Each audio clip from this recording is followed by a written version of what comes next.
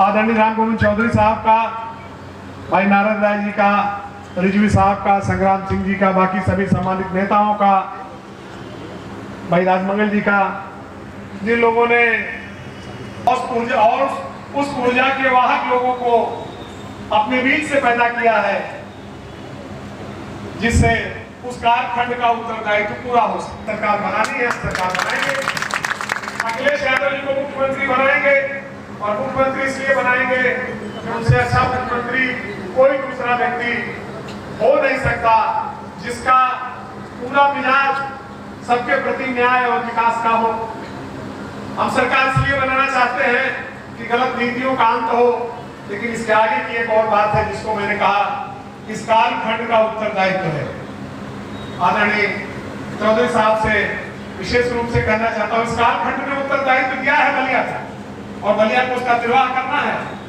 इस कालखंड का उत्तरदायित्व यह है कि 2022 में अगर भारतीय जनता पार्टी को उखाड़ फेंकने का काम उत्तर प्रदेश से नहीं हुआ, तो यह लोकतंत्र का आखिरी चुनाव होगा।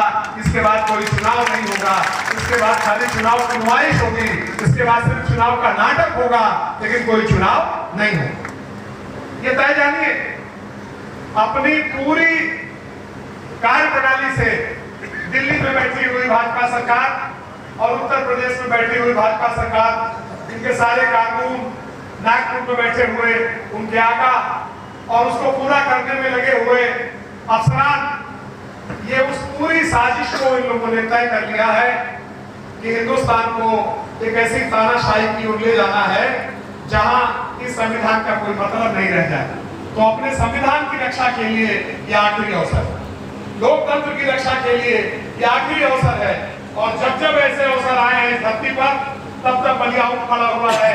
मैं विश्वास करता हूं कि इस कालखंड में बलिया उठ खड़ा होगा अपनी जिम्मेदारी को पूरा करें।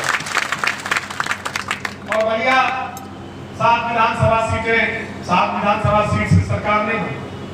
7 विधानसभा सीटों को जीत जाने के बाद भी सरकार नहीं बनती, लेकिन इस मंच में लोग हैं, आदरणीय राम गोविंद चौधरी साहब हैं, रिजवी साहब है, नारद जी हमारे दूसरे तमाम नेता का सभी नाम लूंगा तो सिलसिला होगा। लेकिन विश्वास कीजिए कि जिनकी आवाज सिर्फ बलिया तक नहीं रहती, बलिया में वो शिखत है, ये नेतृत्व करेंगे, सारा प्रदेश खड़ा होगा पीछे से, आप अगुवाई करेंगे तो पूरा से जो हवा चलेगी वो बलिया से गाजियाबाद तक जाएगी। और ये पुरवाई कैसे लोकतंत्र की पुरवाई खड़ी हो, ये जिम्मेदारी बलिया वालों की है। आज यही आह्वान करना चाहता हूं कि फिर से इतिहास ने आपको एक मौका दिया है, फिर से इस कालखंड ने आपको खड़ा किया है, और अपने पुरखों को याद करना, भृगु मुनि की संतान बार बार अपने को कहते हो याद करना। भृगु मुनि के नाम पर कोई खोट नहीं होनी चाहिए।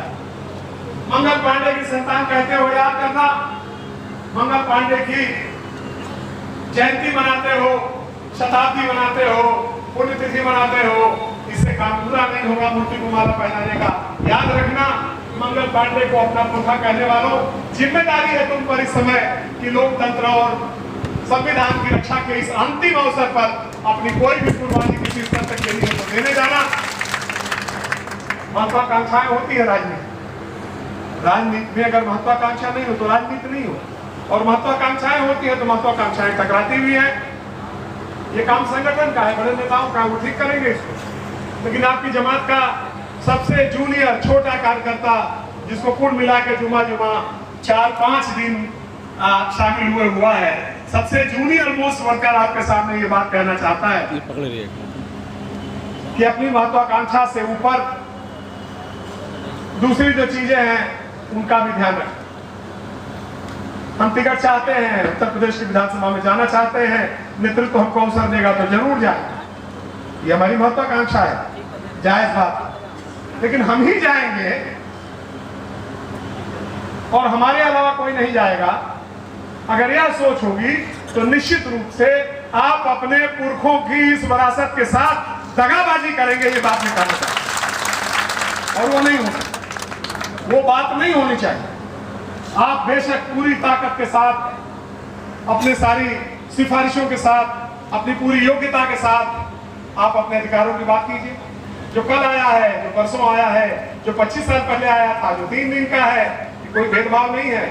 ये वो समुद्र है जिसमें शामिल होने के बाद हर मीठी नदी का पानी समुद्र के स्वाद का हो जाता है।